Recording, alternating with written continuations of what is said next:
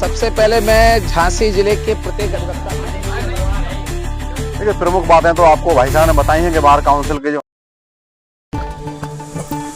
झांसी में आज bar council Uttar Pradesh के प्रत्याशी ब्रजमोहन सिंह एडवोकेट इलाहाबाद उच्च न्यायालय का झांसी के वरिष्ठ अधिवक्ताओं के द्वारा स्वागत सम्मान किया गया। इसी के साथ आप सब सम्मानित अधिवक्ता भाइयों के समक्ष झांसी जनपद न्यायालय, कलेक्ट्रेट, तहसील एवं कमिश्नरी बोर्ड के लिए अपील करने सभी अधिवक्ताओं के चैम्बर पर पहुंचे, जहां सभी ने उनका फूल मालाएं पहनाकर स्वागत किया।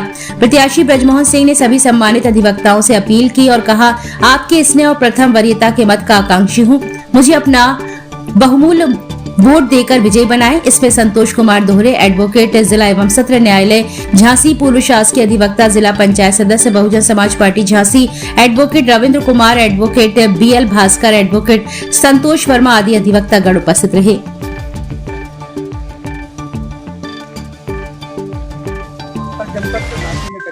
लगातार संपर्क क्या लग रहा है, कैसे अधिवक्ताओं की क्या मांगे लग रही है?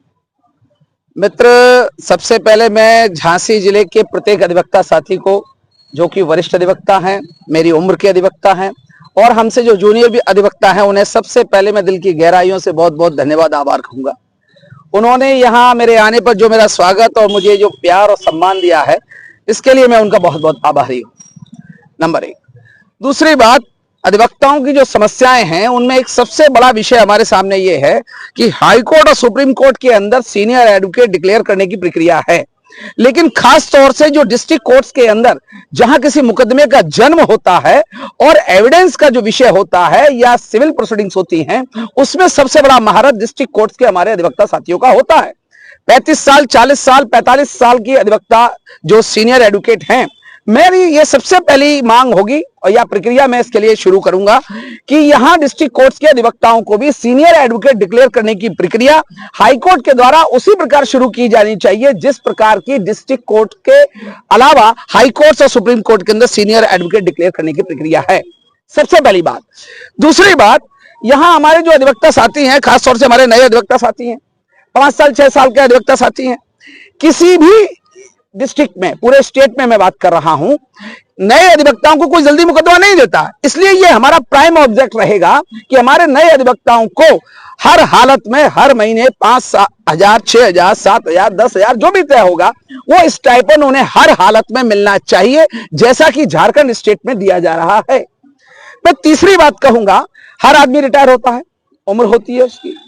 झारखंड स्टेट में सीनियर एडवोकेट्स के लिए पेंशन की व्यवस्था है, तो मेरा यह सवाल है, स्टेट हमारा यूपी इतना बड़ा है, लेकिन यहां पर व्यवस्था क्यों नहीं हो सकती? इसलिए मैं चाहता हूं कि यहां भी हमारे एडवोकेट्स के लिए पेंशन की व्यवस्था होनी चाहिए। मैं एक महत्वपूर्ण बात की ओर आपका ध्यान दिलाऊंगा। स्टेट बार काउंसिल के अंदर लोग 25 साल, 30 साल और 35 साल से कब्जा जमा कर बैठे हैं, लेकिन बड़े शर्म की बात है कि उन्होंने आज तक जो बार काउंसिल का समय है 5 साल का, उसके अंदर चुनाव नहीं कराया। 7 साल का चुनाव बीतने के बाद में भी वो चुनाव कराना नहीं चाहते थे।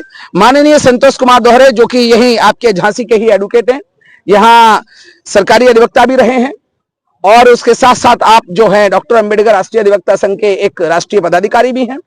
जब इनको ये महसूस हुआ कि ये कानूनन गलत है, इसलिए इन्होंने माननीय उच्चतम न्यायालय में याचिका दाखिल किया। उन्होंने मुझे एक अवसर दिया कि माननीय उच्चतम न्यायालय में उस मुकदमे को बहस करने का। उस मुकदमे का नाम है संतोष कुमार दोहरे versus bar council of India, और उसमें ही 24 सितंबर को सुप्रीम कोर्ट में यह आदेश किया गया है कि 31 जनवरी तक सभी चुनाव संपन्न कराए जाएं स्टेट बार काउंसिल के। उसी के तहत ये चुनाव हो रहा है। और मैं आपको बताऊं, जानबूझकर बार काउंसिल के लोगों ने तमाम लोगों को चुनाव की प्रक्रिया से बाहर करने के लिए जो फीस मात्र 25,000 रुपए थी, 1,75,000 रुपया किया। पैसा ज्यादा है या कम है, विषय ये नहीं है। लोकतांत्रिक दृष्टिकोण से वो किसी भी तरीके से उसे सही नहीं ठहराया जा सकता। इसलिए जो प्रक्रिया बार काउंसिल के लोगों ने हमारे अधिवक्ताओं के साथ में ये जो तरीका अपनाया है, मैं इसकी निंदा भी करता हूं और मैं प्रदेश भर के अधिवक्ताओं से आपके माध्यम से अपील करना चाहता हूं, ऐसे लोगों को आप बार काउंसिल में भेजिए, जाति से ऊपर उठकर, धर्म से ऊपर उठकर, क्षेत्र से ऊपर उठकर ऐसे लोगों को वहां भेजने का प्रयास कीजिए, जिससे कि बार काउंसिल की स्थिति सुधरे और अधिवक्ताओं के विषयों पर वास्तविक रूप से जो अधिवक्ता काम करते हैं, ऐसे लोगों को अवसर मिलने का काम होगा तो अधिवक्ताओं के लिए कार्य करेंगे। अधिवक्ताओं का क्या संदेश रहेगा आगामी चुनाव को लेकर? द्वारा पूछिए। जनपद के सभी अधिवक्ताओं तक क्या खास तौर संदेश रहेगा आज के? मेरा एक ही संदेश है अधिवक्ताओं को, साथियों को, पूरे जिले के अधिवक्ताओं को, यदि उन्होंने अपने इस सम्मान को वोट में अगर बदला तो निश्चित रूप से मैं कह सकता हूं कि झांसी के अधिवक्ताओं के द्वारा जो भी प्रमुख मुद्दों पर अपनी बात रखी जाएगी उस पर मैं कर्मठता के साथ प्रायोरिटी के बेसिस पर इस कार्य को आगे बढ़ाऊंगा, इस काम को उनको मैं ध्यान दूंगा। लगातार भ्रमण और उसके बाद सभी अधिवक्ताओं के बाद क्या कहना चाहेंगे सभी लोगों को लेकर?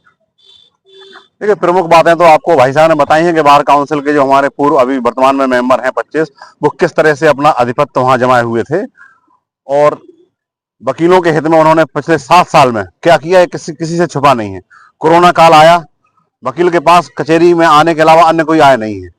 उस का मामले को भी लेकर के हमारे डॉक्टर अम्बेडकर राष्ट्रीय अधिवक्ता संघ ने माननीय उच्च न्यायालय में एक अपील PIL दाखिल की थी, जिसमें हमारे चीफ जस्टिस ऑफ यूपी ने आदेश किया कि भाई कोरोना टाइम में कम से कम एक सीमित अमाउंट हमारे वकीलों को दिया जाए। ये पहल भी हमारे माननीय ब्रजमोहन सिंह साहब की थी और हमारे चीफ जस्टिस ने आदेश किया। लेकिन हमारे जो 25 मेंबर हमारे बैठे हैं, तो BCI ने इस बात का विरोध किया और वहां सुप्रीम कोर्ट में इस बात को लेकर गए कि साहब वो हम देना तो चाहते हैं, लेकिन साहब बहुत फर्जी अधिवक्ता हैं, हम किस किस को दे दें, तो जांच करा ली जाए साहब वो COP नंबर से। तो COP नंबर की जांच वो आज तक नहीं हो पाई और उसकी आड़ में आज तक उन्होंने किसी भी अधिवक्ता को रत्ती भर की मदद नहीं की। तो इस प्रकार से जो आधिपत्य जमाए बैठे थे, तभी मैंने ये सोचा कि भाई ये 7 साल हो गए, जो कार्यकाल का 5 साल का होना चाहिए था, 7 साल कर लिया इनने। ऐसे तो ये कब तक छांटेंगे भाई? जैसे आप कह रहे हैं कि फर्जी है, तो झांसी में आज बता दें आप कितने छांटे आपने फर्जी, वो फर्जी कभी छांट नहीं पाएंगे आप, आपका कार्यकाल से आगे बढ़ता रहेगा। तो ये तो निरंकुशता है। क्या कहना चाहेंगे चुनाव और पूरी अधिवक्ताओं के पास में जाना? जो अधिवक्ताओं का हमारा प्रतिनिधित्व है वो अधिवक्ताओं के लिए होना चाहिए, उनकी समस्याओं के लिए होना चाहिए। लेकिन जो बार काउंसिल उत्तर प्रदेश में जो भी हमारे नेता बन के जाते हैं वो सरकार के गुलाम बन जाते हैं, अधिवक्ताओं के हित की कोई बात नहीं करते हैं। इसलिए हम लोगों की चाहत है कि जो भी प्रतिनिधि हम लोग उत्तर प्रदेश में बार काउंसिल में भेजें वो निष्पक्ष हो, जो अधिवक्ताओं की आवाज उठाने वाले हो, और अधिवक्ताओं की आवाज पुराने लोग तो उठा नहीं सकते हैं। इसलिए हम चाहते हैं कि नए अधिवक्ताओं को मौका मिले और वो जाकर अधिवक्ताओं की समस्याओं का समाधान वहां पर करेंगे। क्या कहना चाहेंगे? पूरी कार्यकारिणी लगातार घूम रही है, मैं तो सभी अधिवक्ता बंधुओं से जनपद झांसी के से अनुरोध करना चाहता हूं कि आदरणीय हमारे जो बार काउंसिल के प्रत्याशी हैं BMC, इनकी कार्य प्रणाली छुपी नहीं है। जितना ये अधिवक्ताओं के उसमें काम करते हित में, वो मैं समझता हूं कि जो ही हैं अभी मेरे संज्ञान उतना उन्होंने किया होगा। इसलिए ऐसे अधिवक्ताओं को चुनना चाहिए, उन्हें वोट करना चाहिए, जिससे कि एक साफ सुथरी छवि वाले पहुंचे वहां पर और अधिवक्ताओं के हित में वो सही काम कर सकें और दिशा निर्देश सकें। इसलिए सभी से अनुरोध है कि सभी BMC साहब को वोट करें, सपोर्ट करें। जय हिंद, जय अधिवक्ता संघ। मेरा नाम संतोष राज वर्मा एडवोकेट है और आज हमारे बीच में हमारा सौभाग्य है कि हमारे BM सिंह साहब आए हैं। हम इनके लिए तन मन धन से मेहनत करेंगे, क्योंकि जो हमारे मान सम्मान स्वाभिमान की लड़ाई लड़ेगा वो ही हमारा सच्चा प्रत्याशी होगा। इस प्रत्याशी जो हमारे प्रत्याशी है, हम लोगों के साथ तन मन धन से खड़े हैं और हम लोगों को जिताना इनका संकल्प है। हम बिल्कुल मेहनत करके इन्हें हाई कोर्ट में पहुंचाएंगे, जिससे अधिवक्ताओं की समस्या का निदान हो।